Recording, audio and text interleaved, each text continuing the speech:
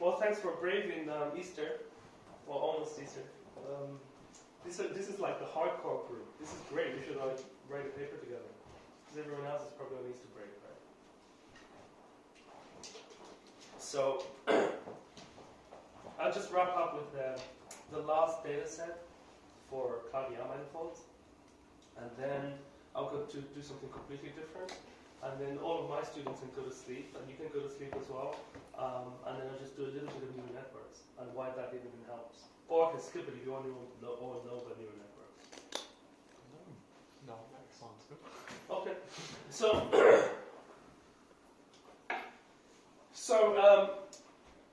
we talked about this convergence in math and physics, and when Strominger talked to Yau in 1985, Yau immediately gave Strominger 5 manifolds, which are these particular ones.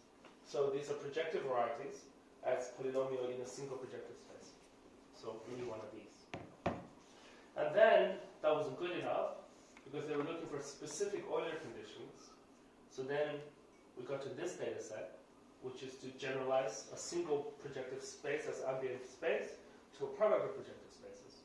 So this was done by Candelas and friends, and then called the Sissies, the complete intersection, of which the quintic is a special example. And this gave another 8,000. So it's kind of nice. You know, the number of Calabi Yau threefolds went from 1, because the quintic in CP4 is the most obvious one. That's the elliptic curve. In CP2, these just go up, dimension up.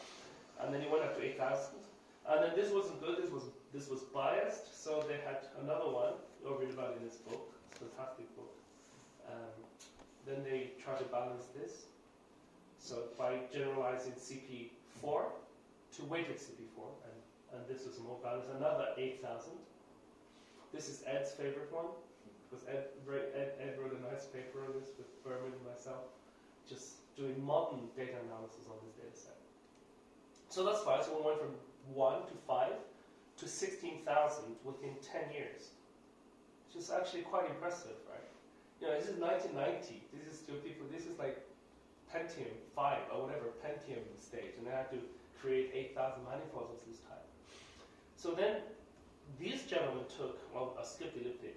These gentlemen took the challenge, which is Kreutz and Straka. So there's a theorem before I get to this point. So how do you generalize weighted projective space? Yet one, you know, so you generate from projective space, weighted projective space, and the next generalization is called a toric variety. I think everybody knows what a toric variety is, or you want to very briefly? So if you don't know what a toric variety is, this is one-line definition. So a weighted projective space has a vector of weights, right? Because you take the coordinate and you identify with this vector of weights. You up to this way.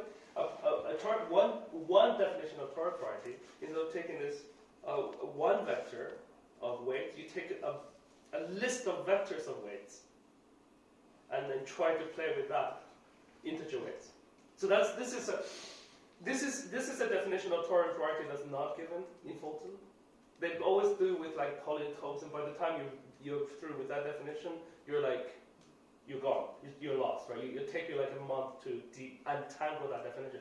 But the simplest definition of toric variety is instead of think a list of integer weights for projective space, you take a list of vectors of weights and then just play with that vectors of weights. I think in Macaulay 2, this is called vector multigrading. So this is called a graded proj of a polynomial ring. That's the sexy way of saying it. So, but if you can imagine, if you've got a whole vector of weights, you're very much heavy in combinatorics land, because you can start putting these vectors perhaps as vertices of some integer polytope, and that's the basic idea. In fact, you don't actually do this. You plot the integer kernel of these weighted vectors as polytope, an integer. But it's very, very, very specific. So you get something like this. So you remember I defined for you what a convex lattice polytope was way, way back when, just to play with the Euler number. So we don't need to do this. Just some technical definition. For every convex lattice polytope, you can define a polar dual polytope. It seems like a very strange definition.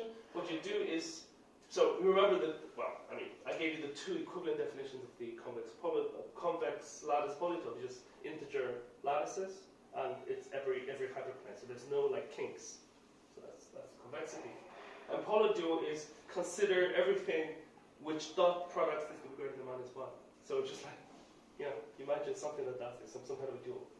So polytope is called reflexive if this thing is also a convex lattice polytope. As written, this definition only guarantees because it's in R, it only guarantees that the vertices are rational numbers. You can just imagine solving these hyperplane conditions. But if they happen to be also integers, then this is called a reflexive polytope. That's a very special polytope whose polar dual is also a lattice polytope. So you can check it really is a duality. And if they're actually equal, then this thing is called a self-reflexive or self-dual polytope. So let's just look at a very, very simple example. This is a polytope. In fact, it's a polygon because it's a polytope in dimension 2. So the vertices are this, and the green region is the convex hull of these 3 points. Equivalently, I promise that every such an object can be written as hyperplane representation. You can check that these 3 inequalities will define the green region, including the boundary.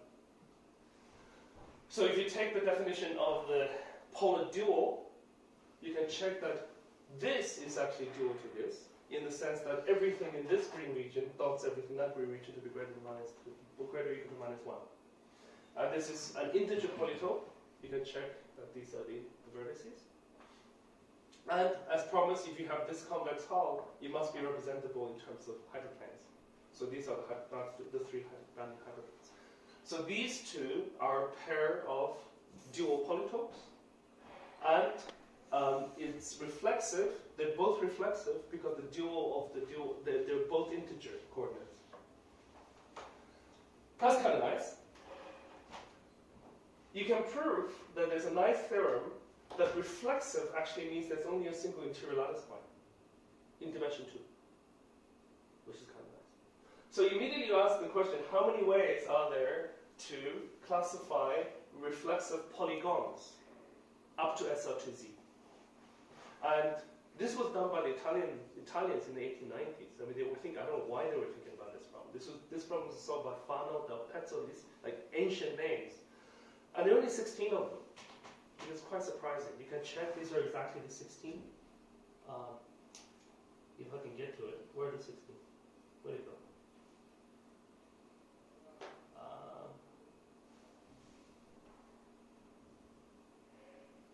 Yeah, these are the 16. It's kind of a beautiful picture. This one is dual to that one. These 3 are dual to these 3, and this line are the self-dual ones. So you take the dual, they go back to themselves. So so this has nothing to do with geometry. This is just pure combinatorics. Well, it has nothing to do with complex geometry. The idea is, in toric geometry, that every one of these diagrams should define for you a toric variety. So, for example, the top one, this one, is the toric diagram for CP2. So how do we see that? Because we use the fact that this is reflexive, you draw what's known as the autonormal fan. So you take this as its point, and then you draw 3 fans, like this, which are the 3 fans like this. And each piece is a copy of C2.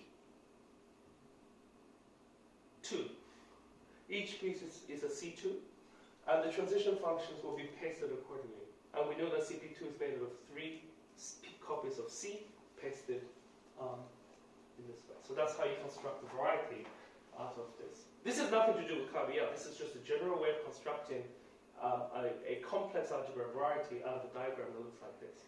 So for every one of these, you can create some variety. And we don't need any of this stuff. And then came this, so physicists became, well, mathematicians were interested in this problem. And Bourbaki and Borisov proved this amazing theorem, which says that given one of these toric varieties constructed out of this purely combinatorial object, you can always take a specific hypersurface, and that hypersurface will be guaranteed to be Calabi Yau. This is very nice.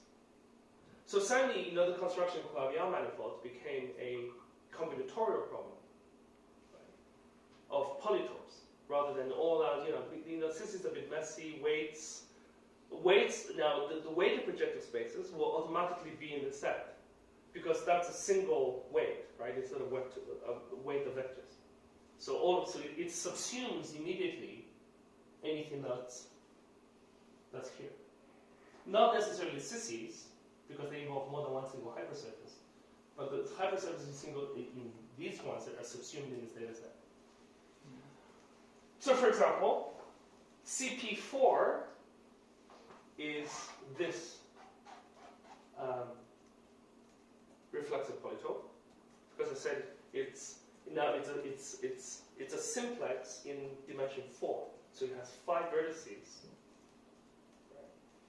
And suddenly, because of this theorem, that says that there exists this very small, don't worry about the details, there exists this one hypersurface in this sucker, the unique one, because it's sort of it's the anti-canonical hypersurface. That one will be Calabi Yau. So suddenly the quintic has a new description purely in terms of this data. It's just 5 vertices or 4 vectors. So if you think back of what's happening with this one, in dimension 2, every one of these will define for you a 2-dimensional toric variety. You take a hypersurface in that, you will get an elliptic curve. So these are 16 very special elliptic curves that have been explored by various people, still not explored enough, I think, because there's a lot of geometry, combinatorics, and number theory in these 16 very special elliptic curves. So I guess we've been doing. Have we been doing this? Maybe not yet. We should be doing this. So JK and Ali and I have been exploring some of the number theory properties that come out of this. This is for 16 very special elliptic curves, right? I can write them down as sort of equations. Anyway, these things are called Del-Petzl surfaces, and then you take in the anti-canonical divisor within this Del-Petzl surface, you define these very special elliptic curves, which is kind of interesting. So here's a classification problem now. In dimension 2, there's 16 of these. Will give you 16 Calabi Yau manifolds as dimension 1 elliptic curves compared to dimension 1. How many of them are in dimension up? Right, you would think this is a problem you can explain to a high school student. Well, the problem is very simple. Classify all integer vertex things with a single interior lattice point, which you can take to be the origin, such that all of these planes are dimension 1. All of the bounding planes are dimension 1. Well, that's infinite. You can always twist it. But up to S or GL2Z. This is a very beautiful classification problem.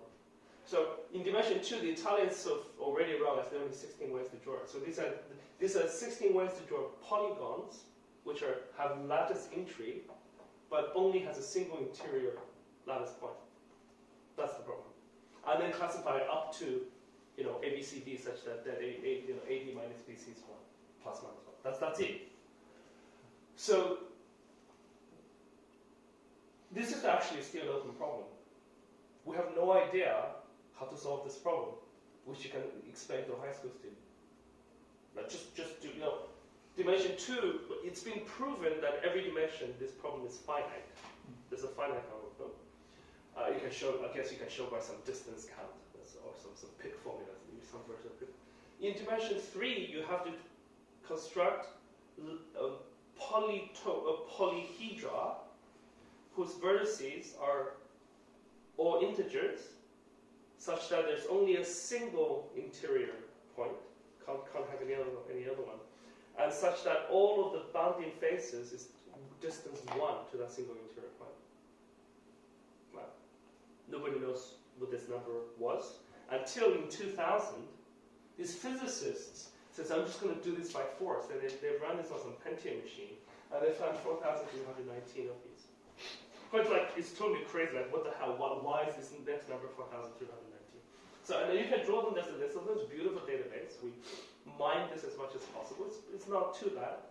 And you can draw them. They're really pretty. They look, obviously like the cube is one of them, right? Because if you do the cube, with the -1, -1, that cube with a single interior, that's one of them, obviously, right? And the octahedron is one of them. But there are 4,319 in total of these, up to SL3Z, so up to any other shift. Some of them could be very, very skewed, but SL3Z will bring them back. So they kind of open. It's fine.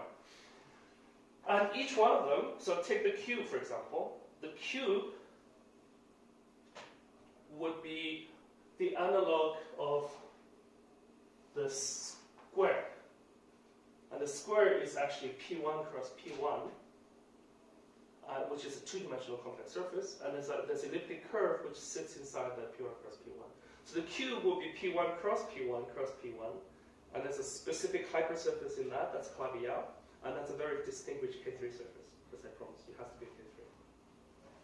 That's kind of cute, right? And then you go to the next dimension, which is one we want. We want to construct threefolds. And these gentlemen actually solved this problem first, and within a year they solved the next problem. And suddenly that number went up to 473 million. And which is think of when they were doing this in the 90s, right? They were the kind of memory access they needed. They had to do something in the Pentium memory. The Pentium memory is less than that number, right? In terms of memory, even if it's just 1 byte per manifold, they wouldn't have had enough memory to do this. So they had to do one, write it to a file, do another one, write it to a file, and that process took only 6 months. Right? Which is amazing, right? I mean, today, even in today's computer, if you want to run some cluster, it'll still take weeks to get this number. It's not always because you got to, there's very, very clever tricks, which I can't even follow. There were several papers culminating in this number, and this number has been cross-checked by pure mathematicians. People like Al. That's why Al's so excited about this. And the next number, no one has a clue. We have no theory of this generating function for this sequence, which is a bit disappointing in some sense. But it's such a simple problem, right? Just classify in every dimension the number of ways to write an integer vertex objects that are convex, such that it contains no other interior point except the origin. That's it. Up to SL, No, there's not even theory. Since the 90s, there's not even progress made to try to generate a generating function. I think this is probably one of the most interesting problems in combinatorics that's open. It's probably way too large to somehow go through it by hand. You certainly can't do it by hand. Or a computer. But I think it's actually a theoretical problem. We have no idea how to even write down a generating function. There's no theory in combinatorics that allows you to do this. I was very surprised when I talked to combinatorics about this. Dude, this is such a simple problem. But there's no theoretical progress. Because you at least try to get the next number. So what's amazing is that, Kreutzer spent his entire life on this and died at the age of 40. Poor guy. But he was writing his last paper on his deathbed with us, with me and Philip. And I got his email. He says, my doctors just told me I have 1 week left, a month left to live. He was totally fine. And then his son had an onset of cancer and was gone. So his former student Shkaka carried the torch, and a few years ago he estimated the next number is at least something like, it's a specific number, but the next number is at least something like 100 trillion or something like this. And he was able to enumerate that somehow. What are the regular polytons? So the regular, these ones don't have to be smooth. Okay. So these ambient space doesn't need to be just like the way the projective spaces. They're mostly singular. In fact, the only weighted projective space I can think of that is smooth is CP4. The rest of them have some kind of I think maybe can allow a few other ones that are smooth because the weights get mucked around a bit. So of all of these, they're mostly singular ambient space. The Calabi Yau is smooth. The ambient toric variety is singular, but at least you can take a hypersurface that avoids all the singularities. That's what we're trying to do in the weighted version. So if you require regularity for these polytopes to define smooth spaces, the list gets much, much smaller. There's only 18 here and 124 here. But again, we have no theory of this sequence either. But at least Benjamin Neal and friends pushed it up to dimension 8. Is there some condition on the polytope you can see if it's regular? Yeah. So the condition is if you take the center of the interior point and extend it to all of the vertices, then every adjacent n tuple of those vertices, the determinant of them must be plus minus 1. That's a nice condition, but that actually guarantees your toric variety to be smooth. So you can already see that this happens here. So like this one is smooth because the depth of this one, this 1001 is 1, so it's okay. And then you get something like this that's not smooth anymore because this is like minus 1, 2, minus 1, 0, and the depth of that is like 2 or something, plus minus 2, so that's not smooth anymore. On these 16, only 4 of them are smooth. Sorry, 5 of them are smooth. So it's CP2 is smooth, P1 cross P1 is smooth, and a few others. And 3 more. I think this one's smooth, and the others are actually singular. They're singular varieties. I think maybe this one is smooth. Just check whichever one's plus minus 1. Oh yeah, the del Petzl system. So anything that's d equals too small to see, this, and this are the 5 that are smooth. You can check that only once it's plus minus 1. Again, no theory, no progress in the last 10 years to guess what the next number is. It's so cute, right? Just guess the next number in the sequence. No. But and I think Ed and Ellie will love this. This are all in Sage. Every imaginable data. So we mined this with Rak and Yau. This one, but this somebody needs to mine this in terms of like some serious data mining. Is the Calabi Yau hypersurface connected to a reflexive polytope unique? Or? Yes, unique up to coefficients. Okay. So yeah, exactly. So once you have the polytope data, which is this list of V's, you can't really do much more. So the structure of all the possible entries in the terms is fixed. The only thing you can play is the coefficients, just like the coefficients of the quintet. And is there conditions on the coefficients, or can you have infinite number of? No, yeah, the coefficients are arbitrary. Okay. So in that sense, all of these, really everything we do here are families of Calabi Yau. Right, families parameterized by the complex coefficients. But they're all sort of connected. Yeah, so would you class 2 with different sets of coefficients different or the same? Yeah, I would, for our purposes, going through at least as long as they're smooth, I would say that's the same, really the same manifold. It's like this is really the difference, like the difference between a circle and an ellipse. Okay. Because that's what it is. It's the change of coefficients between a circle and ellipse. So they're in the same topology. They have the same topology. Yeah.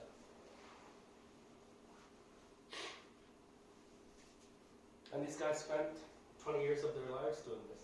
Literally, Max Kroll is this impressive guy. He spent 20 years of his life trying to create this data set.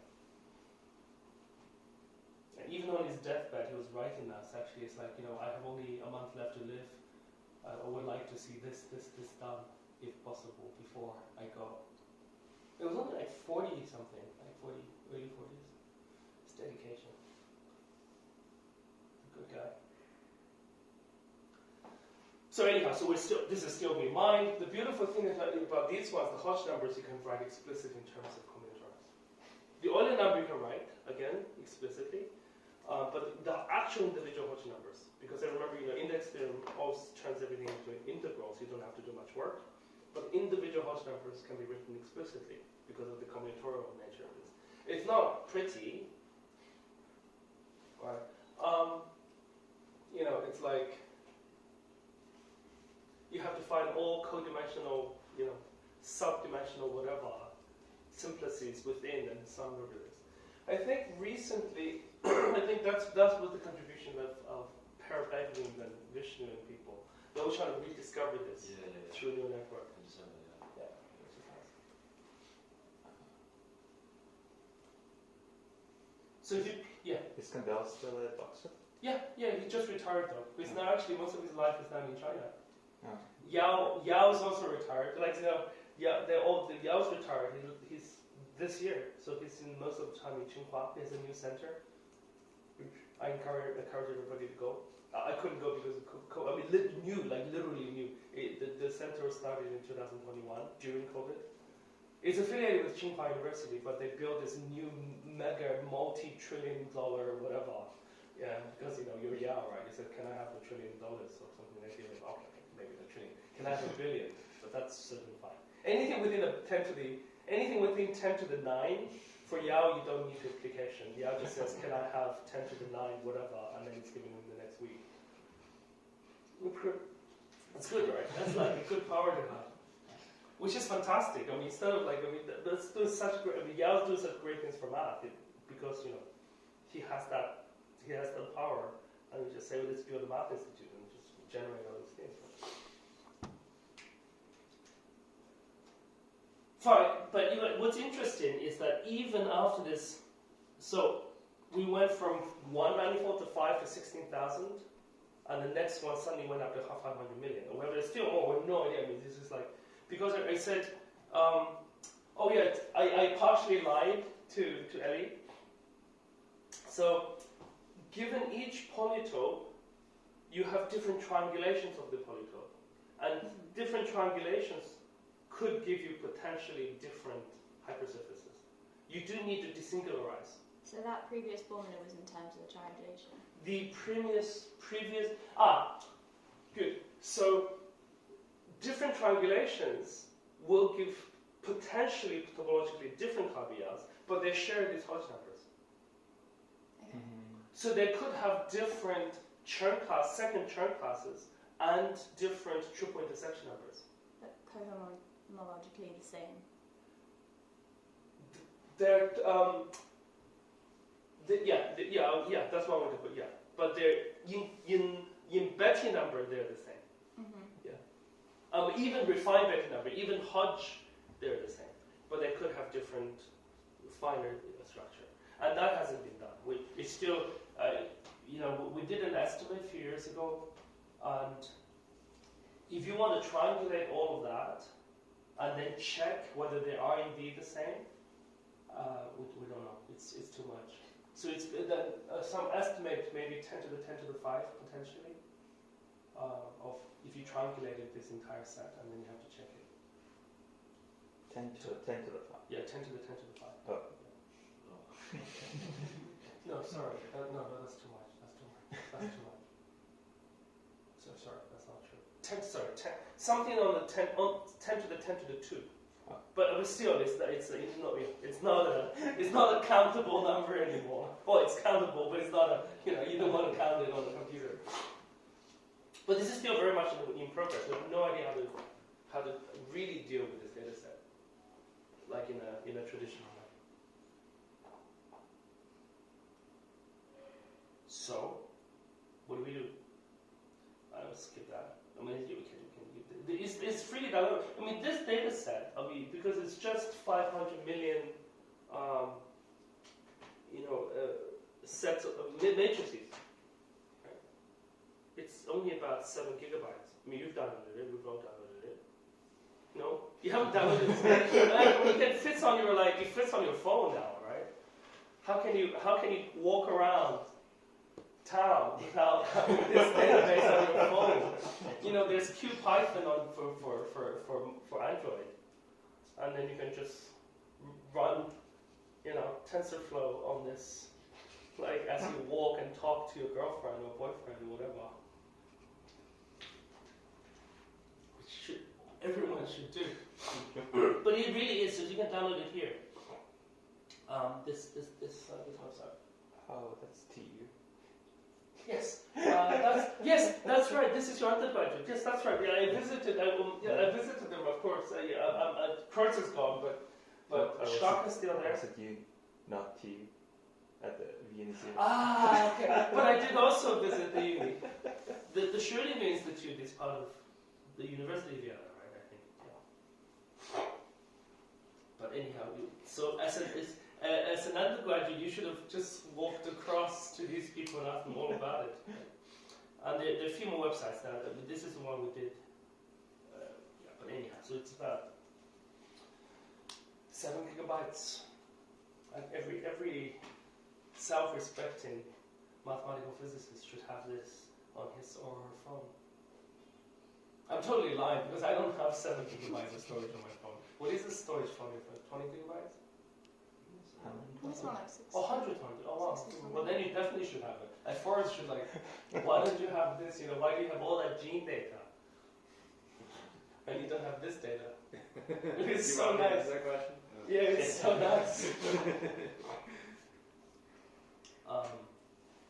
Yeah, anyway, so we're gonna. So a few open conjectures.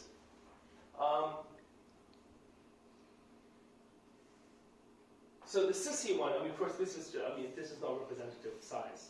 Sissy is really, this is huge, right? So some things you want to check, whether it's fiber, etc. So it's sort of the compact landscape of Calabi Yau threefold. But there's two very interesting conjectures. One is the topological type of Calabi Yau, as Eddie mentioned. I keep on emphasizing this. It's a theorem that the topological type of funnel varieties in a dimension is finite. So these are positive curvature objects. And this conjecture of Yau would be the best case scenario, that the boundary case of zero Ricci curvature is also finite in topology. And we know for general type it's infinite. There's no way. I think it's like a Turing incomplete problem, even to try to enumerate them. But the boundary case of Calabi Yau is really the optimal case. And so by topological type, you mean you want to have the same Betti numbers, and you want to have the same churn classes, and you want to have the same n tuple intersection numbers, and that really specifies the topology. It's finite. 500 million is still finite, and it's much more than 5. 10 to the 10 to the 2 is still finite, but it should be really. It's nice. And there's Miles Reed has I guess it's not even a conjecture, it's called a fantasy. Is that in fact all of them are related by. I didn't go into coniform transitions, but really by topological transitions. You can actually get from one to another. So certainly through deformation, in families within deformation, but from one family to another, there should be very simple topology change, like shrinking a cycle and blowing up somewhere else, and that would connect the entire, all of these finite numbers in a nice way. So that's where we sit today, after 40 years of physicists and mathematicians working together. It's nice. It's not very much, but so it's plenty for you guys to do. So it's not. I guess the thing I want to emphasize is that Calabi Yau manifolds are not obscure things. It's not like we want to do Calabi Yau manifolds because of string theory.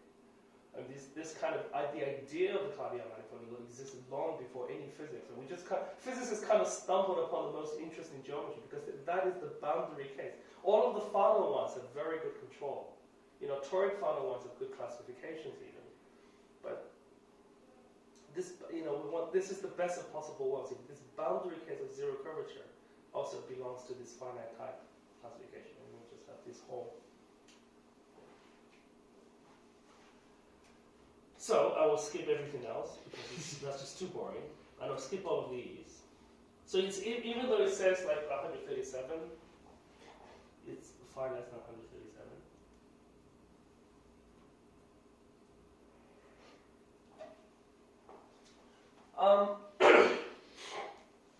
So let's go back to a bit of physics again. Right. So the biggest theoretical challenge to string theory is selecting your compactification. we don't have a principle. Even within them, of course, we can do much more sophisticated things than Calabi Yau compactifications. You can put bundles on Calabi Yaus, you can do G2 manifolds, there's so many, intersecting branes, all the scenarios. But it is impossible to do brute force search, because even the Calabi Yau landscape we're talking about 10 to the 10 to the something. If you add in all the other possibilities, how do you even estimate how many possible allowed vacua there are in string theory?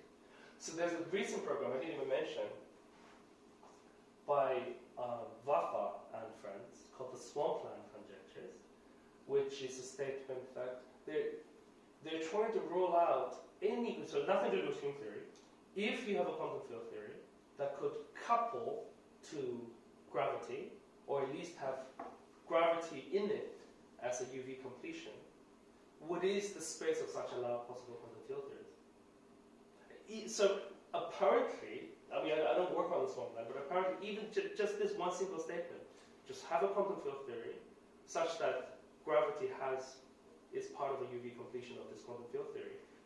The space of these quantum field theories is of measure 0 within the space of quantum field theory, which is, you can imagine, because this is a very strong constraint.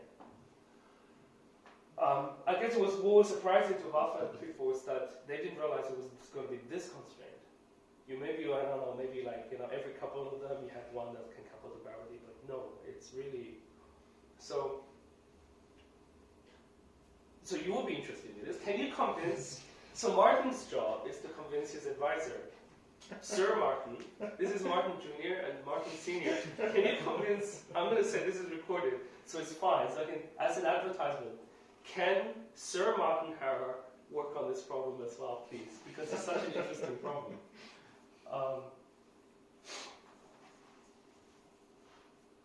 You're basically thinking about the very structure of quantum field theory. If you have a quantum field theory that has gravity as part of its UV completion, it's very, very rare. So we can see this already in string theory. If you even have some kind of selection criterion of these in the space of compactifications, you should also be very, very rare.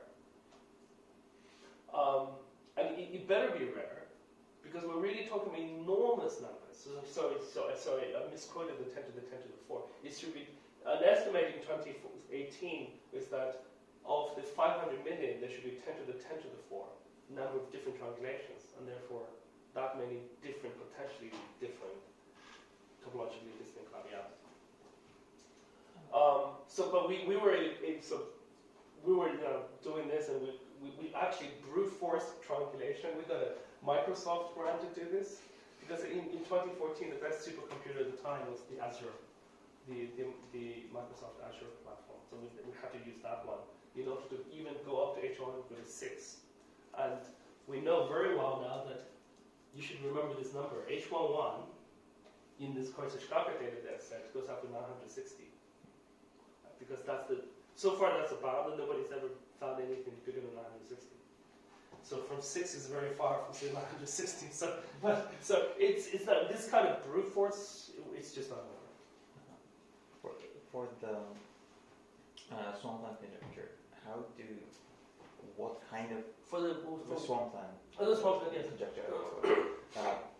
Do they use some RG methods, or how did they? Okay. So I should know, but unfortunately I've not looked into the swampland literature at all. But I think it is very interesting what they're doing. Yeah. I would imagine they might use some RG methods, yeah.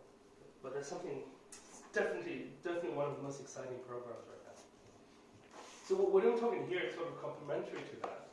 It's just like, can we do by some statistical method of estimation out of numbers like this, which one is going to be likely going to be the standard model? So there's a more specific problem. We take quantum gravity for granted. It's the other direction, because string theory supposedly is zero quantum gravity, so we took that for granted. But how many of them will produce the standard model?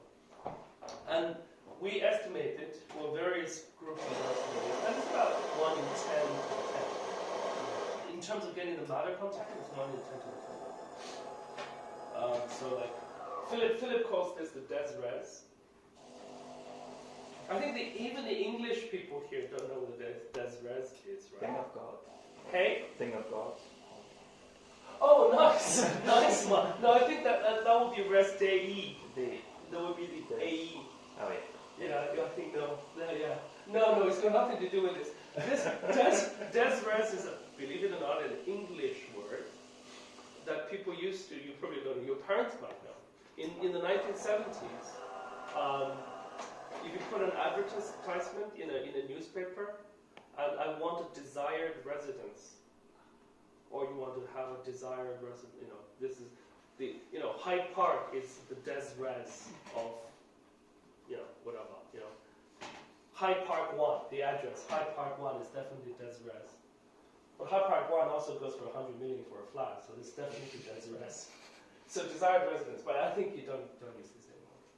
Did you know this word?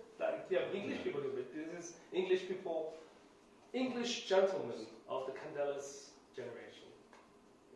That's what Candelas is. Candelas is like the ultimate English gentleman. He's like in every way, just like, when I grow up, I just want to be like Candelas. It's like, he's my hero. So he's been really thinking about the standard model as the des res in the space of all possible compactifications. Just like, I guess in some sense what Buffer is thinking about now is a quantum field theory with UV completion to quantum gravity is the des res within the space of a quantum field theory. Because you can have crazy quantum field theories, but you really want some, the thing that at least that vaguely looks like our universe. Right? You can have quantum field theories. I know you think about quantum field theories that have absolutely nothing to do with anything. Not necessarily. But at least when there are really two criteria. You want a quantum field theory that has UV completion to quantum gravity, and a quantum field theory which at least is not too far from the standard model, which is a very specific quantum field theory. So you have estimates. People different ones. So there's a paper of Lust, right? You see, all these names are coming back to you your entire life. Marcus is alive. You've been secretly following these people without knowing it. So Dieter Lust, back in 2005, estimated 1 in a billion within getting the MSSM, the supersymmetric standard model. And we try to come up with some, mechanism, but we don't know. More recent one. Even exact standard models, you're talking about something like this. In terms of you want to do the Kurzgesagt data, you estimate something like this. But this is nothing compared to the landscape, the string landscape. Just in terms of consistent, stable quantum field theories that descend from string theory, we're already talking about 10 to the 10 to the various. So even if you have this many potential guesses that have the exact standard model in it, it's still a tiny fraction in the possible. So it is a big problem when we have no idea how to find a good mechanism to select. Why is the standard model good? How do you get to these estimates or guesses?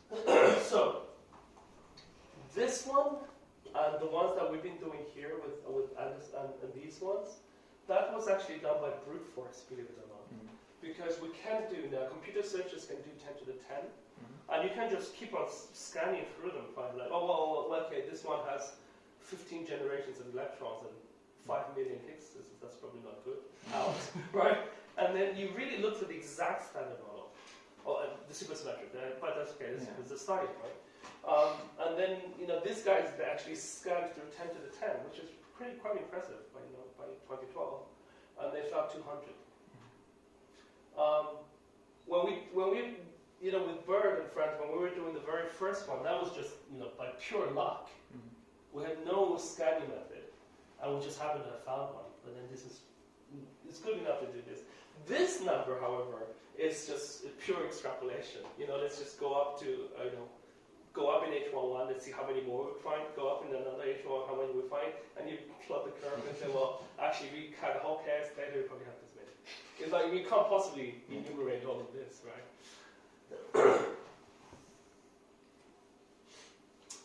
So here's my favorite word. What WWJD, we thought Americans would know this. I think Forrest would know this. Yep. people like in America, people from the Bible Belt have often WWJD. What would Jesus do? So this is the joke. So I was thinking about what. So faced with something like this, what would be the natural thing to do? Right? You can't scan through this anymore. Can you at least do some kind of statistical inference on the landscape? But this was really starting. This idea to do statistics on the landscape was really started by Douglas.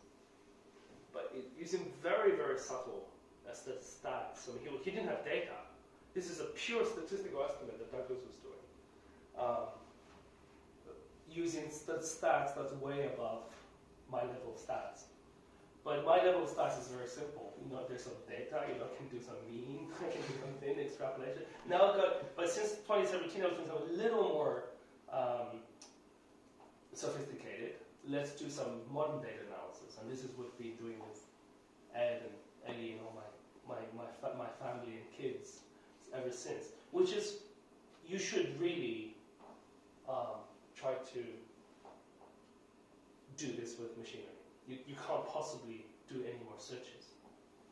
So, at the end of the day, you can even just stick to supervised machine learning, because no matter what problem whatever, I'm just giving you some random words here, but whatever problem in string theory is likely to be of this type. You feed in some kind of integer tensor, it could be Calabi Yau, the Sissies data, vertex data, whatever, coefficient data. I want to, at the end of the day, spit out some integer, but most likely an integer, because we want some kind of topological invariant. And this is, the best thing that does this is a neural network. So that's the natural thing to use. And this is your, that's your cup of tea. Which I know, I know very little about neural networks. I'm just complete amateur. But it's like, but let's just see, it beckons for a much harder question. Right? If you think about what he's doing, is that at the end of the day, the deep question I want to ask is, what? The first level is, can we machine learn the landscape? Using some statistical analysis. Then you go one level higher. How many problems in algebraic geometry can be learned by AI? And then you go one more step further. How much mathematics can be learned by AI? Right? And that really, these days I'm thinking more and more upon this, the third level problems. What is learning? Right?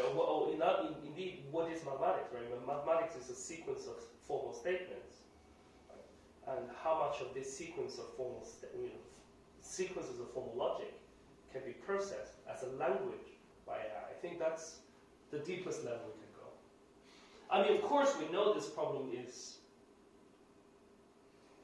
ultimately not doable because of Gödel, but the space of problems that Gödel, the measure of problems that are Gödel incomplete is clearly of measure 0 within the space of interesting statements in mathematics. At least this is my understanding, having talked, right? In a sense, like, Gödel showed there exists problem in mathematics that can't be even proven, let alone be learned. But it's so distant in the space of possible language in mathematics that nobody really cares. We just don't know they exist. I mean, if you're a logician, you really care about. Are there hypotheses that the Riemann hypothesis? Sorry? Isn't there a hypothesis that the Riemann hypothesis might be independent? Yeah, absolutely. Absolutely. But I somehow think the Riemann hypothesis is not in that one. I don't know. But certainly, there's sufficient number of interesting statements in mathematics that we don't have to worry about these outliers. I'm sure these outliers are very interesting as well, but any problem that we address here is clearly within the space of doable, provable, and therefore machine learnable mathematics.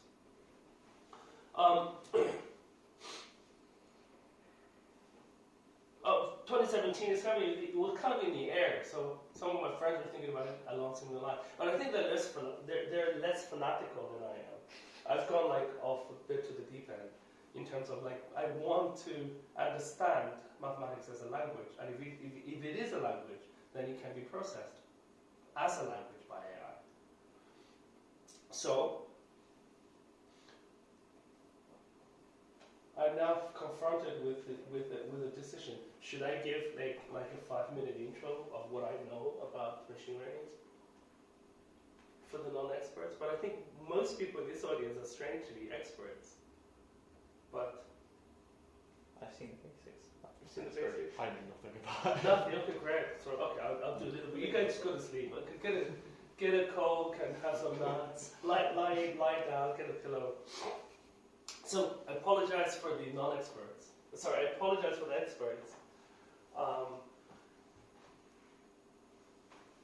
But so here is at least maybe 10 minutes of what machine learning is. So if I write down these digits, right? This is how I write down these digits, right? And I want to recognize these digits. Well, what is that problem? It's to have a mapping from this to this. So how would you do it? As mathematical physicists, the first thing we might want to do is to find a clever Morse function and count the topology of these digits. I do it. And computationally, that's expensive, but it's doable. But then there's too much variation as well. So how does your phone do it? Your phone just takes 100,000 samples from NIST. This is a great database, by the way. This is a freely available National Institute of Standards. It's got everything. I think, hand-edition, people's faces, whatever. They have data that I've been collecting since 1960. And then you just pass these set of association rules to some neural network. So I'll explain that in a minute. So in particular, your 3. So how is 3 represented in this data? Your 3 is 28 by 28 pixels, and each pixel is an RGB vector. So it's a triple. It's a vector of each of entries from 0 to 1 according to a percentage of R, G, and B value. So and then you got all this as association rules. So what do you do? So this is for people who don't know about neural networks, and I feel embarrassed that I'm talking about this in front of people who spend their lives doing neural networks, but it is. Forrest was doing this stuff as an undergraduate. I just learned about it. Forrest was like solving Schrödinger's equation in neural networks. You should definitely publish that paper, man. Yeah, I wish I did. It'd be a much You still can. I don't think people have done anything on that. I think people have seen some similar papers, but I don't know if anyone's done some simplified problems. Should totally do it. Yeah, and then an Ellie and Jintron, they eat like 5,000 lines of code for Python code for breakfast. So this is really for the novice. So this is at least my very naive understanding of supervised machine learning. So back when we learned stats in kindergarten, you're given a set of data points, right, exactly this type. Now they're called point cloud, just because have to make it really sound sexier. You were told to do things. You try to spot pattern, with no distribution of these points, what's any interesting components. And the other interesting thing you wanted to do is see if you can find a best fit function, for example, of the last component in front of as a function of the first one. So this is just regression. Oh, by the way, the reason that there's like random Chinese words in it is because I first gave a version of this in China. So they look so pretty, I never bothered to delete the Chinese. But if you really, so maybe even for the experts, you can at least learn what these words are in Chinese. So. But interestingly enough, there's a person at the intersection of the two. Jintron is Chinese, and her undergraduate is CS machine learning. So you're the only person who can go to sleep now, right? Because you actually can read these as well. But anyhow. So essentially, what this has become to be called is unsupervised machine learning, and what this has become to be called is supervised machine learning in a much more sophisticated way. So I can give you at least a bit of history, just to be interesting. So, of course, the Bible is this really, it's the GBC this is the Bible of subject, just like Hartshorne and Griffith is the Bible of arithmetic, of algebraic geometry. That's the Bible of deep learning. And what is really interesting, I learned from this book, is that these three words have evolved. Back in the 40s, this was called, all the stuff is called cybernetics, and nobody uses cybernetics anymore. And in the 80s to 90s, it was called connectivism. And now, after 2006, it became really known as deep learning. And they try to plot the number of words, the frequency of these phrases. Cybernetics, went up to the 1970s and have tailed up pretty steadily. This is a plot from the book. But look at the word connectivism and neural networks have gone up. And I don't know why there's a drop, as there's the book, but I think it's probably really, like in the last 10 years or so, this is taken out like crazy. Every self-respecting scientist must use the word deep network and a deep neural network somewhere. Like, I mean, it's unbelievable. My friend who is a classicist, I mean, seriously, a classicist. We're not even talking about archaeologists anymore. We're talking about classicists who spent his entire life translating Greek, to English. Just had a paper on Nature, front cover, just last month. Why? Because he was able to take all those Greek texts that he's learned over the years, because a lot of them have words missing, obviously, right? Because it comes on tablet, and then he fed all of that database with experience of what's likely to be filled in or completion over the last, I don't know how many years, and fed that into a deep neural network. And they found that their deep neural network, probably some simple CNN, is already outperforming the best classicists. So it's phenomenal. So like it's gotten to the point where classicists are using deep neural networks for their research. I mean, forget about NHS. NHS, my friend, this is just to give you. This is why everyone should do this, right? When I first taught Bogdan, I thought this LonTI course was supposed to be a detailed, slow course of machine learning. I told Bogdan, when he asked me to give these lectures, I said, "Can I just give a lecture course on machine learning?" He said, "No." He said it won't be interesting to people.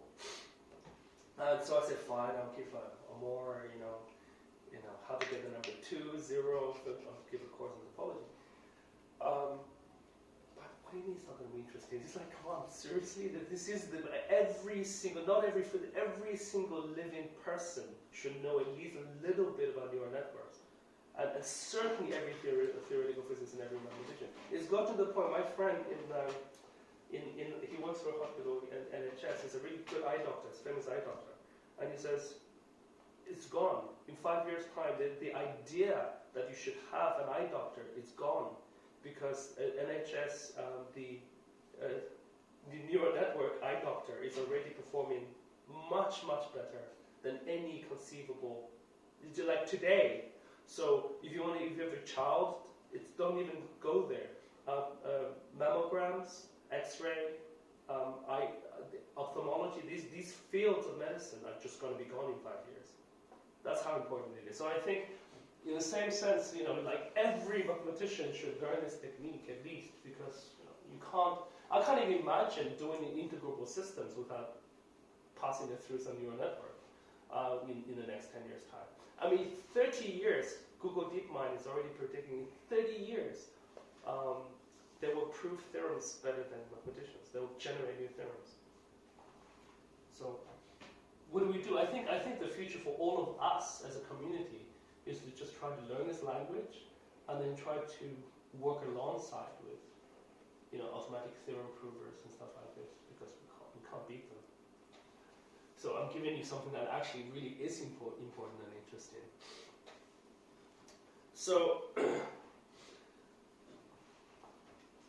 it's not, the learning curve for this field is not very steep. I mean, we spent years studying like quantum field theory and all that stuff, or arithmetic geometry, and it's a very steep learning curve. But this one here, the basic tool at the end of the day is just some kind of gradient descent. You need to optimize this function, right? So how do you optimize the function? Well, you just need to find some local minimum. This is Cauchy, right? So how do you do it? Well, you do you do steps according to the maximal gradient descent. And then this, just the reason I put this is just this epsilon, this parameter, is now called the learning rate. So this is just I think I'm saying it the correct things. Correct me if I'm saying the wrong things. I think this epsilon coefficient inside in a gradient, in a steeper descent method, is a parameter. It's learning rate. I won't get into stochastic during the learning rate. This will be very brief. So, and that's really your basic strategy. I mean, there are other much more sophisticated, but I will only use this. This is really the heart of any computation that your computer is doing, as far as what we're going to do. And then it's like this basic, I'm trying to classify the basic things, categorize the basic things that you try to do. So if you're doing, you have classifiers, which are more discrete problems. Continuous are called regressors, also obviously coming from regression. And then you have, that's the two paradigms of kind of problems. So if you're computing a topological invariant, you're in the top category. Or if you're trying to extrapolate some kind of metric, you're in the bottom category. And then remember I said, pattern spotting is basically under the unsupervised machine learning paradigm. Because I present you some point cloud data and you're trying to see whether they're components. So that's what's called PCA analysis. Or you want to see like clustering behavior. Right? This is all very sophisticated stuff. I will actually not even need any of this stuff for what I will compute in a minute. And then there's supervised machine learning, which is a massive generalization of the regressor. Okay. So, and it used to be called the perceptron. You can tell that this word came from the 1950s, 60s, right? Analog compute. Hey? Analog compute. Yeah, exactly. I mean, the perceptron is essentially the first regressor. So, what is all this stuff?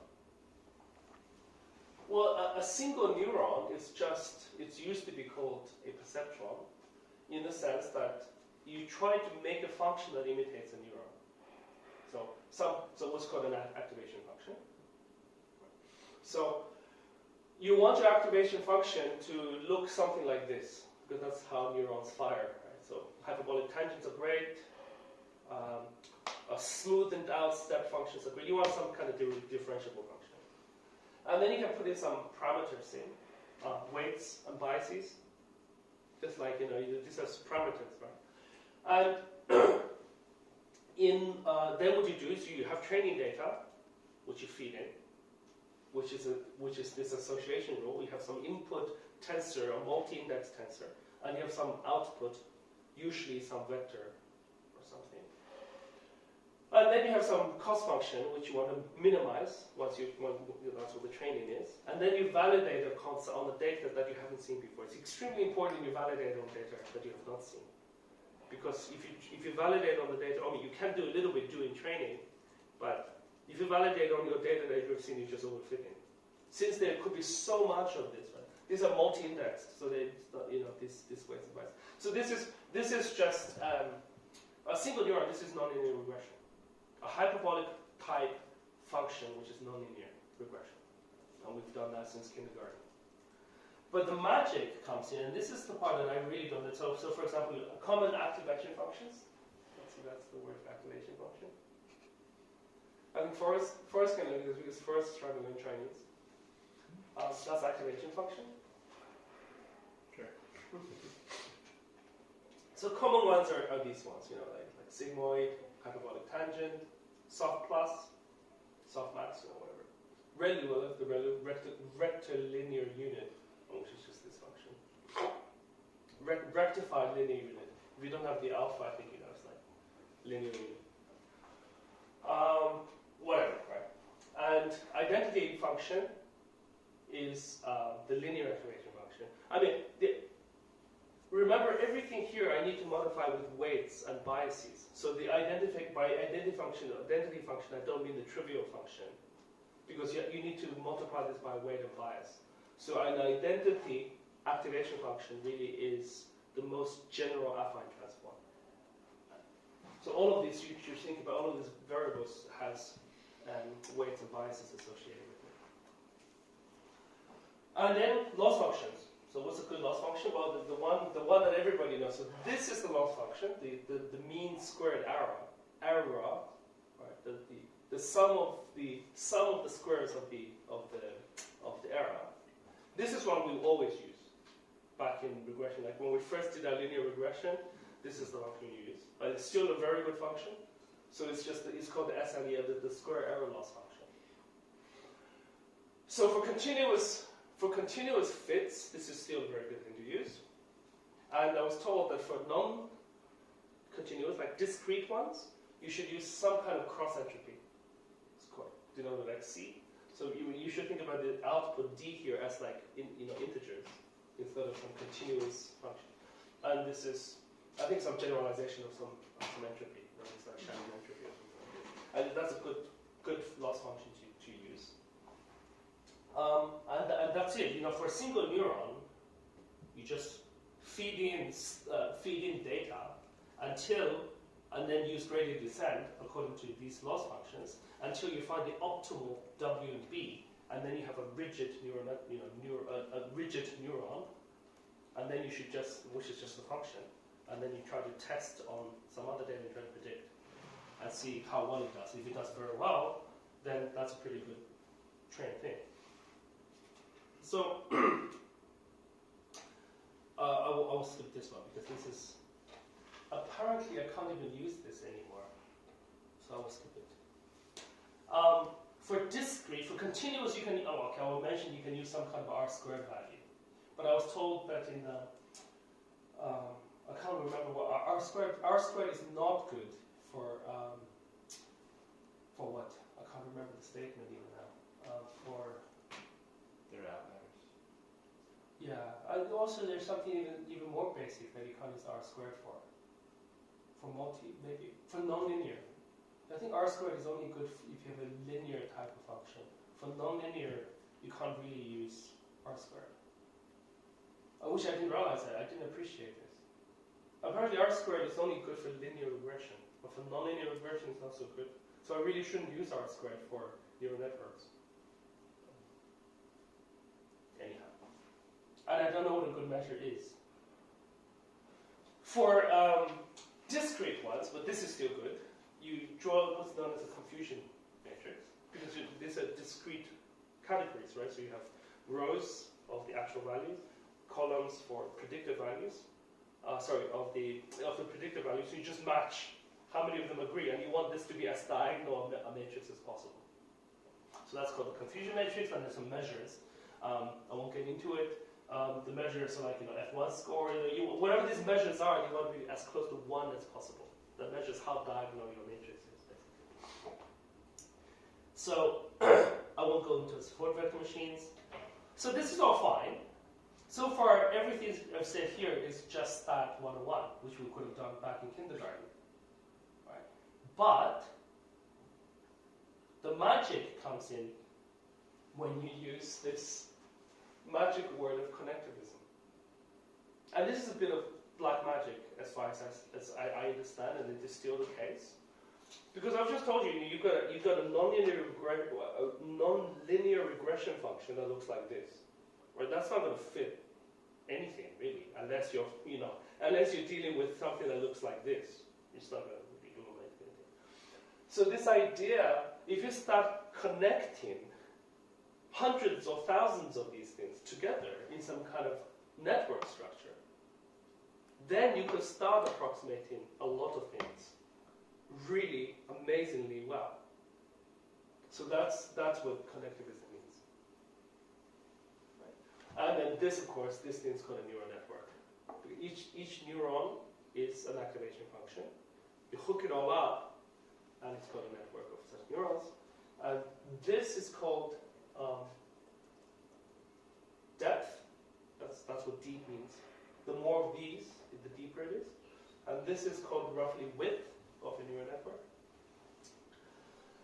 And this is called the input layer, because these are the neurons that directly touch your data. Everything in here is called hidden layer, and this is called the output layer. Okay, So now you have something little more. Just imagine you got a network, each of which looks something like this, of regression functions and factors. And then, I won't bore you with this, and people really seriously sat down. So you can imagine, okay, you were like, well, okay, fine, functions that look like this, well, what can I approximate, right? But the magic of connectivism is that if you hook in sufficiently number of bits up, you can approximate any function. That's the key. So that's what the content of this universal approximation theorems are. If you read them, they go into very funky and detailed functional analysis language. But the bottom line is that given sufficiently large depth or sufficiently large width, you can approximate anything. It's just sort of like a Taylor expansion. The massive analog of a Taylor expansion. You can imagine this happening. In fact, the statement is even stronger by Hanning. I think this is a more recent result by Hanning. Okay, you're going to go blah, blah, blah, blah, blah, blah. Even with ReLU, just with ReLU, which remember was this function, this function, I mean, that's like nothing, where it's like boom, boom, right? Just piecewise linear. Even with ReLUs, if all the vector actions were ReLUs, you can still approximate any function. You can imagine, right? Because you got so many of them, so many terms in your Taylor series. But that's also the problem with all this stuff, is that, well, you don't really know which neuron is doing what anymore, right? If you've got 1,000 of these, what meaningful stuff? So that's the challenge in the machine learning community. It's called the interpretability problem, because you can't, and you've got 1,000 things. Even if you tell me that they have identical functions as activation, but their weights and biases are different. They shift, and then you've got to hold this list of weights and biases. Which neuron is doing what? So there's a whole field just trying to interpret what you're doing. So, but that's the powerful theorem, which is sort of the deep neural network analog of Taylor for analytic functions. I will skip all of these. You can imagine what we were going to do now, right? You take one of these and you try to feed the data that I've been talking about from algebraic geometry and see whether you could start predicting Hodge numbers. Right. At the time, I wasn't expecting anything. I was just like, I was playing this on Mathematica. The reason I was working on this in 2017 is because Mathematica 11.2 came out, and that's the first version of Mathematica. Because I'm a Mathematica guy, right? And that came out with neural network built in. Now it's much more sophisticated. I've now learned Tensorflow for my students, and so. But surprisingly, the Mathematica built-in neural network is still really, really rather good. So, maybe I should show it. This is just, I need to show this for the video's sake. So, let's just, you can actually set this up.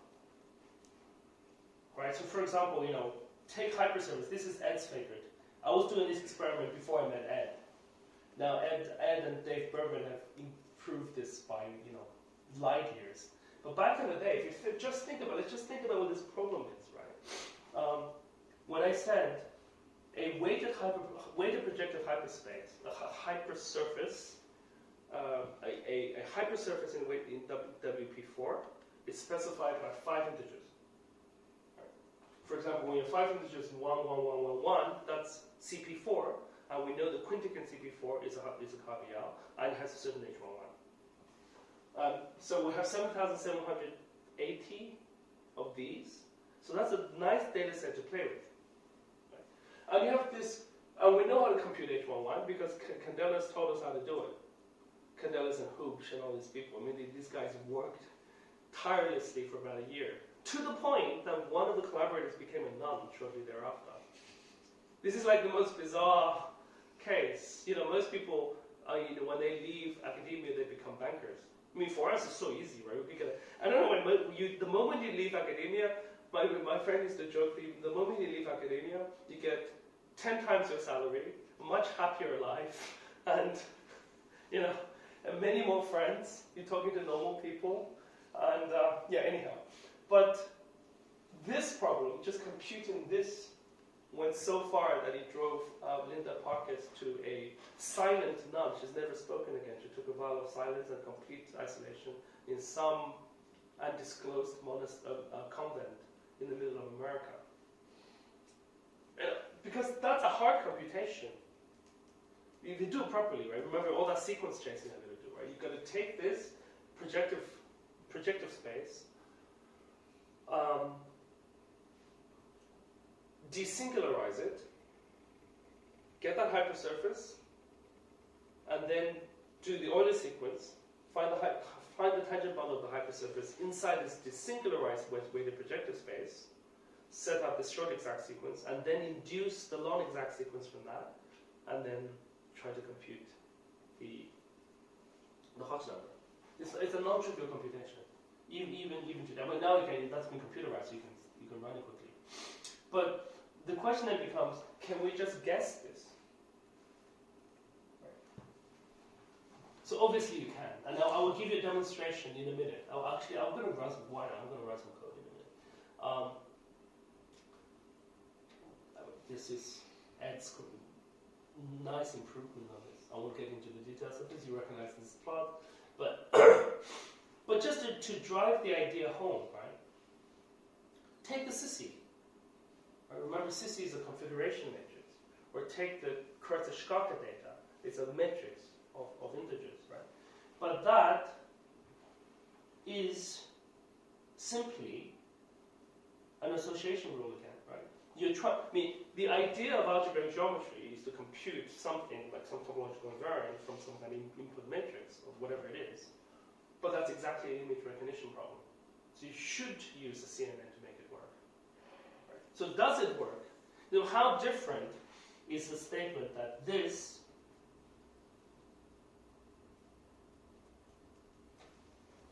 should be associated with the number 3? How different is that from the statement that once I draw Sissy as a colorful diagram, because this is just a pictorial representation of a matrix according to color depth, then this should be like 28, whatever H11 of this should be, right? Nice. Obviously it works. Well, at the time I was surprised it worked. I mean, it works in the sense that it works really to very high accuracies. And these days people like Finatello and friends have really improved this to 99.96. So in the sense that what you do is you take 8,000 matrices, you do image recognition on say 5,000 of them, and then you check against the rest of the 3,000 or whatever it is, and you check what is the prediction match and would it actually been computed by beating yourself on with non-exact sequences. And it agrees up to 99.96%. It's not 100%. If you have 100%, and there are cases I will show later that have agreed to 100%. If you agree to 100%, you have a conjecture. Right? This is a clearer way to do mathematics. Now you learn this, and you do once you hit 100% accuracy, you have a very clear conjecture of what you're doing, whatever you're doing, and then you have to interpret. That's the hard bit. You have to try to interpret what your network is doing. Okay, there's a nice plots I won't bore you with. More nice plots I won't bore you with. More nice plots I won't bore you with. Maybe I should just let's take a break, and then I will just show you this code on Mathematica to see like how fast this is doing it. So after the break. Well, and so I'll now go so extreme. And you'll see, I'll wrap up with the last comment, is that all of mathematics should be done this way. And I've tried it now to so many different problems. And you'll see, I'm just sort of trying to catalog the levels of difficulty. And you can imagine there's one branch of math I haven't been able to crack, and that's analytic number theory. Because if I can do that, I can start predicting primes, then I can start factorizing primes, and then I can start breaking banks. And I couldn't. It's not a null statement. I'm just just saying I haven't found a neural network that does it, and I struggled so much to try to find that one. Whereas, hey, Quantum but there is people writing this sort of stuff right now. But what is surprising is like, it's very difficult to find a branch or problem, just even this, a problem in algebraic geometry, which a simple neural network cannot learn up to immediately up to more than 90s, high 90s accuracy. Algebraic geometry is very, very structured. It is. Representation theory is a bit harder. But whenever you involve some, representation, involves some primes. Whenever you're involving primes, they're truly quite random. I'm not saying you can't find one. I'm still hoping you could find a neural network that, factorizes primes. But you have to do something a little more clever than whatever I'm doing here. So I'm a mathematical man, so they're going to do some mathematical. The only true software implementation. Really? So I thought Sage was. So here is the data for. So I mean, this is just to give you an idea. It's really, really specific. So the way to interpret this is. So this is the list of weighted projective 4, and then it's associated. So let's take one of them. CY3. There's 7,000 of it. 1457. This is a particular manifold, which is a hypersurface in weighted projective 4 with weights 6, 11, 12, 15, 22. They're coprime. It's fine. This is most likely to be a singular space. But there's a hypersurface of degree, the sum of these numbers.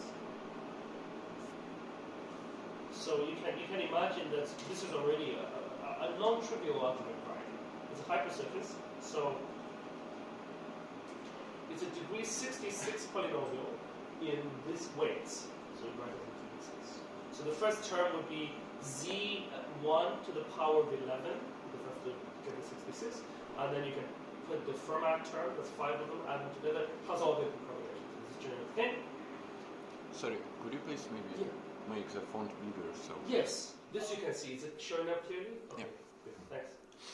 So this is will be a degree 66 polynomial in these 5 variables, and it's been computed by lots of crying, by Hoops, Candelas, Linda, who became a nun, and all these people, that H11 of this is 36. It's pretty random, right? It's H11. H21 is 34, so they're 36 Kähler parameters, 34 in equivalent complex structure, and you can check that the difference of these two times 2 is 16. That's the Euler number. So that's the way to read this data. So H11 minus H21 times 2 should be. Okay.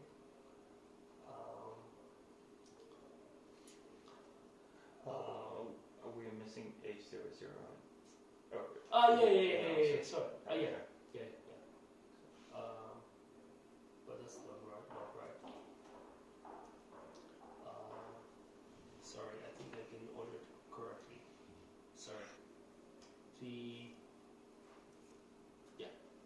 The first one is Euler number.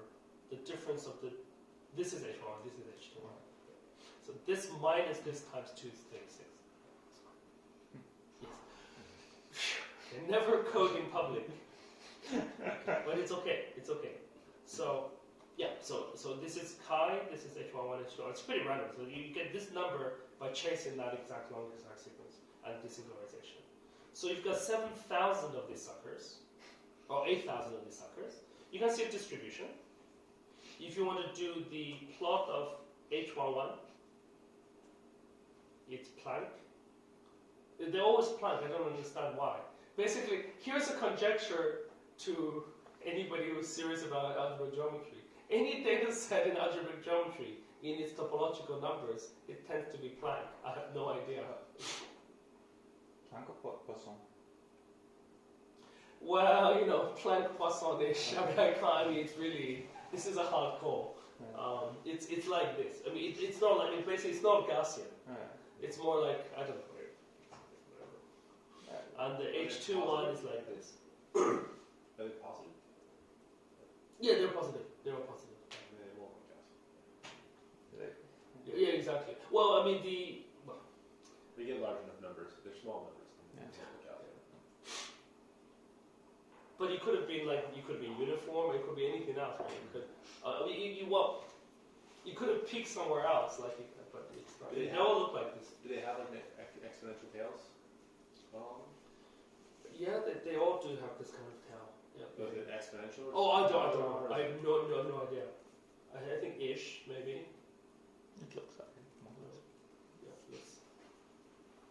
But it's kind of interesting that, whatever data set that comes out of algebraic geometry has this kind of behavior. Isn't there like some central limit type theorem for Poisson distributions? Is there? Okay. I think so. If you do Euler number, it gets a more Gaussian.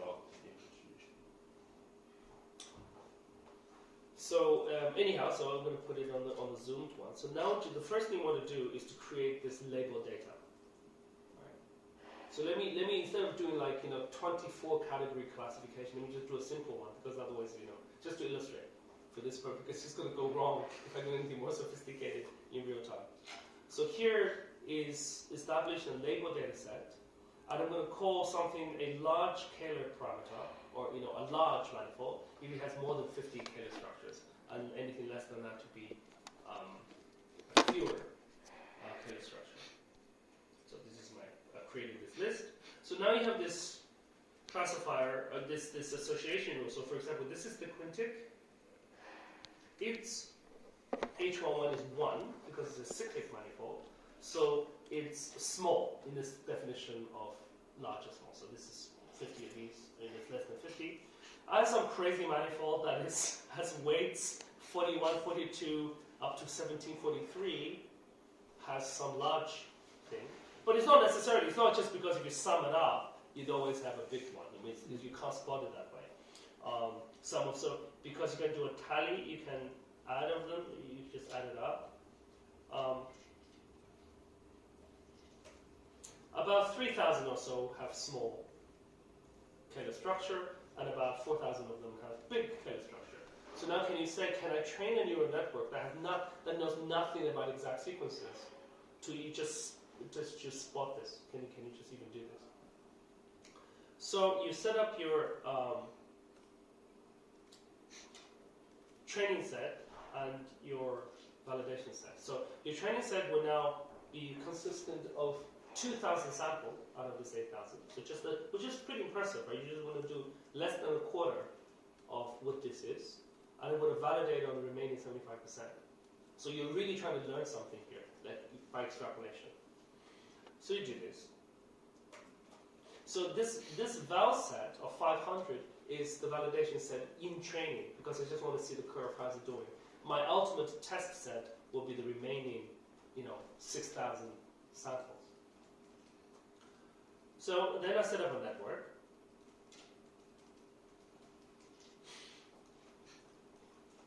And this is what's called a forward feed neural network, or MLP, a multi-layer perceptron. My first layer is a linear layer, so that's 100 neurons, each of which does nothing but affine transformation. Okay. My next layer is the logistic sigmoid. I'm just playing around, it doesn't have to be this. And then followed by a hyperbolic tangent. You may say, well, is that even really necessary? Because the sigmoid kind of looks like a hyperbolic tangent. Hey, why not? And then I will do a linear layer of 2, because I'm going to have 2 types of outputs, a 0 and a 1. So that's a final matrix transformation that takes the 0, 1. Then I take some kind of softened maximum to sort of a roundup to make it either 1 or 0. Just take this neural network. And I specify to this neural network that my input is a 5-vector. And my output will be encoded in 0 or 1. This is just some internal syntax. Okay, so I'll do this. That's my neural network, done. It's really fast. So, and you can even show you schematically what this neural network looks like. So this is a forward feed neural network with the input layer 5-vector, and it should output 2, either 0 or 1. And it only has 3 hidden layers. So this is a very shallow, it's not a deep neural network. It's a very shallow network, input layer, output layer, and 3 hidden layers. That's doing some magic inside. And it shows that the activation function for both of these is some kind of sigmoid. And now, a priori, you wouldn't think that something like this knows anything about long exact sequences. Of course not. But, and we're not even appealing to universal approximation theorems, because those are large depth, large width coverage. This is just like, no, this is baby neural network. It's not even a network, it's just a chain, a single chain. You can do much more sophisticated thing, just a little chain. And let's see how this chain does. Well, I'm going to do the training. So I tell it to use this network, that I've started, this one, with my training set of 2,000 points. And I will validate it in training as that small 500 sample. I'm not going to touch the test set yet until the end, until I've completely trained this network. This is just to give me an idea, a very fast estimation of how well it's doing. And that's some complementary set of 500. And there's some optimizer, this learning rate, which tells me that I'm using epsilon, the gradient descent value of 1 over 1,000. And I'm going to use 100 rounds. So what this means, I'm going to pass the batch, I'm going to pass my 2,000 ones in sizes of 100. Pass it through, and just, and I'm going to iterate this 100 times. Sorry, not 100, in batches of 20, I'm going to iterate 100 times, just to see how much better it is. And I'm going to use the cross entropy loss function, because it's a discrete classifier. And boom, you can see, done. Right, that was. That was 2 years and a non's work, right? In some sense. That was less than 2 seconds.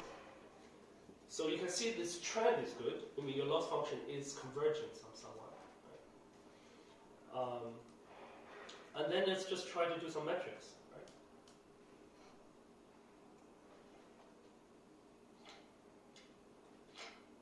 So now what I do is I pick out the actual value. So now I do serious testing. I've trained on 2,000 cases. I'm going to test on the remaining 6,000 cases.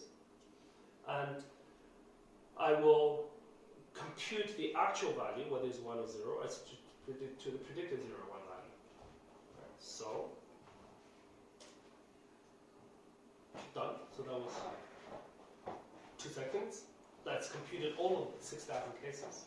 Right. Which is pretty good. And mathematics is not known for its speed. So, like Julia, apparently, for instance, Julia is much faster, but that was 2 seconds on this 8,000 data set. So it really is nothing, right? And then you compute the naive position by matching, just see how many of them actually agree, ones and zeros, and then divide by the total out of 6,000. 94%. Just under 4 seconds. 2 seconds for training, 2 seconds for actual computation. That's what we're talking about. This is why it's such a powerful thing, and that's it's quite impressive what this is doing. So 94, you get 94% correct of something that converted a person to a none. And if you want to do like more serious metrics, let's just do this one. I mean, it's not perfect, of course. You can never get perfect. But if you do get perfect, then you know that's a serious network. You should start forming some conjectures. Right, so that's the confusion matrix, which says out of the 6,000, these are the ones that have been correctly identified as 0. That's the true positives. These are the 3,000 that's been correctly identified as the true ones. Right. So these are the small Kähler structure manifolds that have been correctly identified. These are the large Kähler structure manifolds that have been correctly identified. And these off-diagonal are the ones that have been like misclassified. And they're less than a tenth of all both cases. And then this is just a shallow neural network of 3 layers. Right? So you can imagine if I use some sophisticated stuff, you get better and better. How does a regressor do? You can similarly do this. that was a categorical classifier. Right? So let's just try a regressor just to see what it's similar to neural network. I've just tried this one. I'm going to try a matrix transformation, hyperbolic tangent, matrix. So basically, the only non-trivial activation function is hyperbolic tangent, and then you can see the network. We can do it. This is again now. Let's just try a 4-layer hidden neural network. Is that automatically generated? Sorry? Is that automatically Yeah. generated? It's very beautiful. I mean, it's not, you can't. I think you can do this in Tensorflow, right? Can you generate the architecture in draw a nice picture? They probably draw a nicer picture. Very long.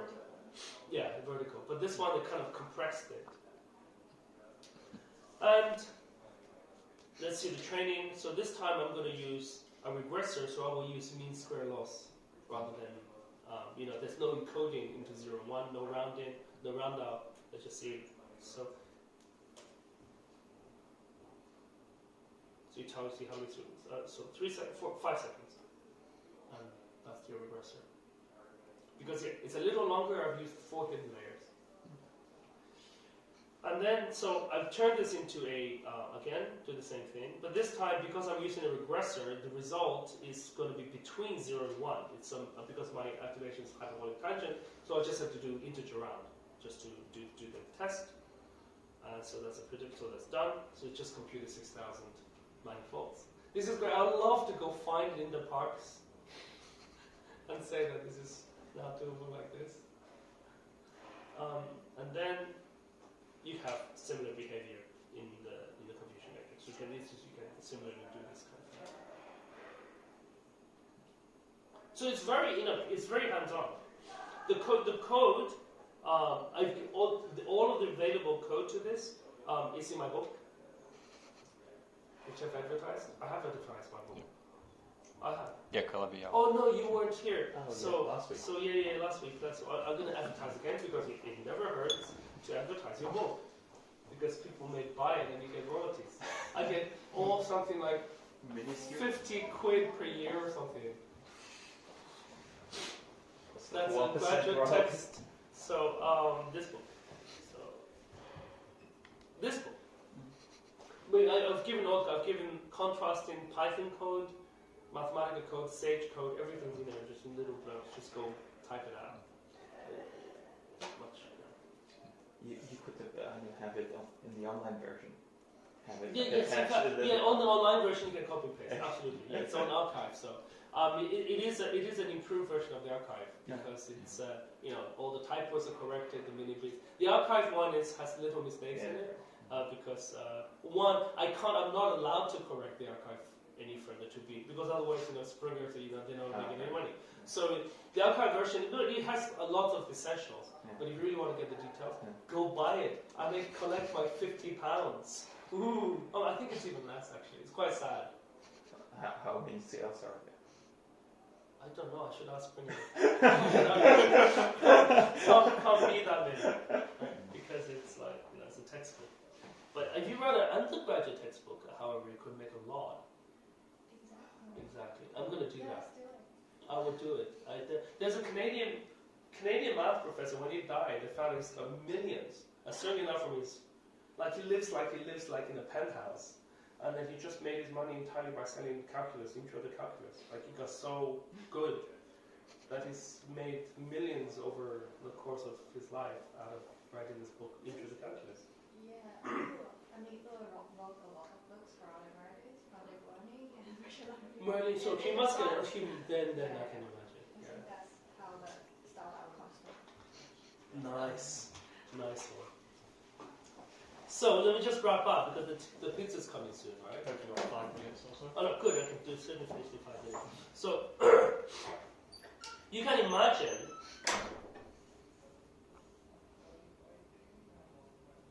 that you can play with all sorts of stuff in algebraic geometry, right? Just take your favorite problem, do this sort of thing. How old is it actually getting the Hodge numbers, not just transforming? Yeah, so the Finatello used some the Google Inceptron convolutional network. They're getting 99.96 now. I mean, you really just pick it. Actually, the actual Hodge numbers. Yeah. So it's a little deeper network, but Yeah. so you can do. But basically, the bottom line, algebraic geometry is very amenable to machine learning because it's at some level algebraic geometry is just matrix transformation. Because you write on the basis of the kernel. And how do you choose these layers? Are they random, or you guys some like deep minds? Black magic. Okay. But you don't actually have to do very much. Almost, right? I mean, in our experience, a couple of linears and a couple of hyperbolic tangents is pretty much always good enough, and maybe some convolutionals.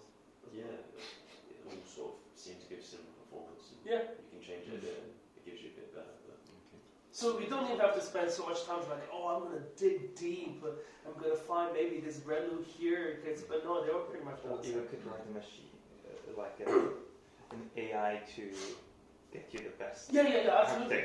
Absolutely. My student actually did this. So he wrote a genetic algorithm to found better, this is long before you guys. This is my master's student, in 2017. He wrote some genetic algorithm to optimize over the space of hyperparameters. Impressive guy. He's also eating Python for breakfast. But maybe can you just know how you mathematically go from initial data to the final one and deconstruct it in such way that you know that it's better to use this type of network here, no? Still pure experience. Okay. I think we'll get better as we go along. I mean, this is what we're trying to do. We're trying to map out mathematics as we learn. There are different fields of mathematics. This easy. I think that in itself is a research enterprise, choosing architecture. People do that as research, trying to find the best architecture for this problem. I don't think it's You get some numernicists attacking the. Trying to figure out optimal estimates actually. Because do they have convergence rates on approximation theorems that they use?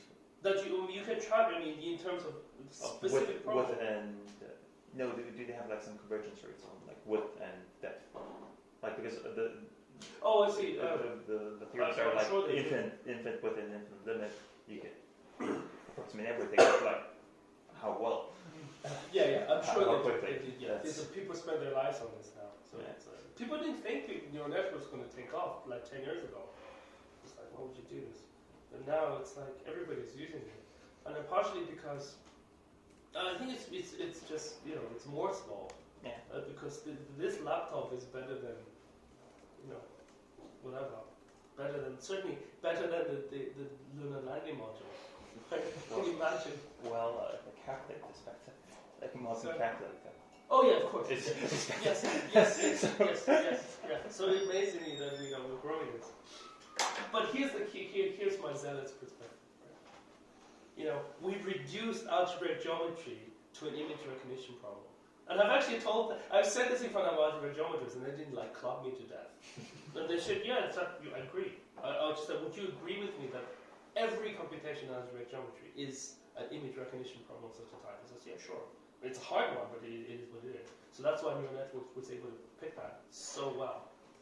But how much? But then it becomes a zealot. How much of math isn't that? Well, it's really hard to find mathematics which is not that. Right? If you do okay. Just to convince you, I won't go into philosophy here, but you try to stuff in representation theory, finite groups. What is representation theory? Right? You feed in some matrix generator, for example, and then you try to see how that goes. That's also pretty good accuracies immediately. I was actually surprised by this. So this one actually allowed us to give a conjecture. This was done with a number theorist, Min-Young Kim, which is an infinitely insightful mathematician. I mean, this guy is for me, Kim is a universalist in the style of Poincaré. He knows everything. So he gave me this problem. You take the Cayley multiplication table of a finite group. That's uniquely determined. Every one of these suckers is a Sudoku. But not every Sudoku is a Cayley table. Okay, that's also fine. But then you take this thing, and he says, can you start recognizing finite simple groups from non-simple groups by some kind of manipulation? So I did that's what homework from Kim. I take it with great respect. But that's an interesting problem. So I did the most stupid thing. I flatten this Calabi table, I was telling Jinchuan about this, you flatten this to be an n squared vector. Pad it to 0 if you want. Take the first 1,000 groups. I mean, keep on going, of course, but just take the first 1,000 groups. Mix it up, because it's only defined after permutation, so you can easily get some 10,000 mixtures. And then you want to balance it. You want to do more permutations for simples and less permutations for non-simples, because simples are rare. And then you flatten this. This is a pretty crazy thing to do. Why would you ever want to do this? It's fine. You plot this thing, right? And now you're in this fairly high dimensional space. Up to the, whatever the 10th or the 1,000th group is, whatever the size of that Calabi table is, and you pad it with 0, now you can got this 100 points. And then you just say, can you find the separate, is there a hypersurface which separates the simples from non-simples? You would never imagine this would exist in a million years. Well, why would you ever do this? And you just go do support vector machine, boom. And then you found this beautiful hypersurface that separated the simple groups from non-simple groups. There's no theorem of such a type at all. But this is a very precise conjecture. I mean, I told you the exact procedure. And I think this should exist to all finite. So imagine this infinite dimensional space occupied by finite simple groups. If you plotted the Calabi table, maybe it doesn't have to be Calabi table, it could be other stuff. Just plot them. You could see that the simple ones and non-simple ones are separated by some hypersurface. I don't even know where to even begin to prove this theorem, because there's no such a result. I don't know where to begin to extract a branch of mathematics that can tackle this. But here it is. Here's the data. So that's a very nice one. That was been found by, not a neural network, but a support vector machine. So it's much more interpretable. Neural network would definitely find this classification. But then you say was this hyperbolic tangent doing here, and why was this? But a support vector machine literally gives you the equation of a hypersurface in this dimension that separates the simple and non-simple. So why is that happening? No idea. So you try it with other things, it all kind of works. I mean, I'll cut the long story short, is that, but here is so you would expect that everything works, right? But, you want some help? Yes, please. Okay, then we'll pause for a second, and then I want to give a counter example to all of my fanaticism when the pizza comes back. But then, maybe you can take some questions. Well,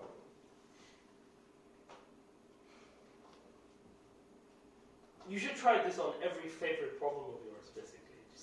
Chances are you will find a neural network that does better. Probably less accurate. We tried everything, even with Subijit. What Subijit told me is it's classifying integrable systems. But I don't know anything about integrable systems, but I'm pretty sure it'll do very well. But actually, coming to think of, I want a test case of something that's not. So we've been validating, right? Once we validate something well, we can start making predictions of something that's not computable right now. That would be a good example. Right? So far, everything we've done so far, because we validate on something, and we check is 99 point whatever accuracy. It would be really nice if there's here's another blur here that current computing technology will simply not be able to compute. And then can we apply to that? For example, triangulation is a perfect example. We triangulate, we validate triangulations, the number of triangulations up to a certain point, and then we predict that the number of triangulations up there will be whatever. That would be nice. Here, man. Are we still being recorded? Yeah. Okay, so let me just finish up with one last example. If you try this with prime numbers, it's really, really hard. So this example, something I tried is if you just feed in the neural network, this association rule, it's really bad. I can't find it. Even if you put, if you put, this is a really hard one. If you take just the odd numbers, forget about the even ones, just take the odd numbers, just mark 1 or 0, it's prime or not, and try to classify this binary vector for the next entry, this is 1 or 0. You can even scale it according to log x over log x, just for prime. even this prediction, I couldn't break. You're not going to be able to break very well.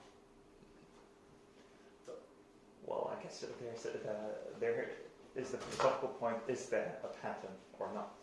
Yeah. Oh, well, certainly not by simple neural networks. So, but the idea is that problems from representation theory, graph theory, algebraic geometry, even arithmetic geometry, the pattern will be instantly recognized by even the simplest neural network. But these hard analytic problems in number theory, it really is hard.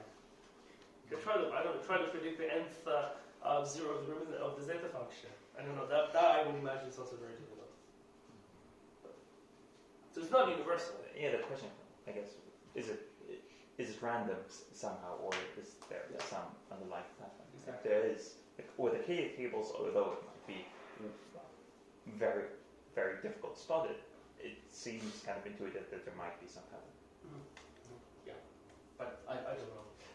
The true surprise was how easy it was to do almost every problem in mathematics, other than some hard problems with patterns in prime. And so well it does, and so quickly. Well, what happens if you're not looking at somehow examples, or because the things you showed us are examples, manifolds, and you look at their vectors, but more structural theorems. Is that right? Yeah, I don't know.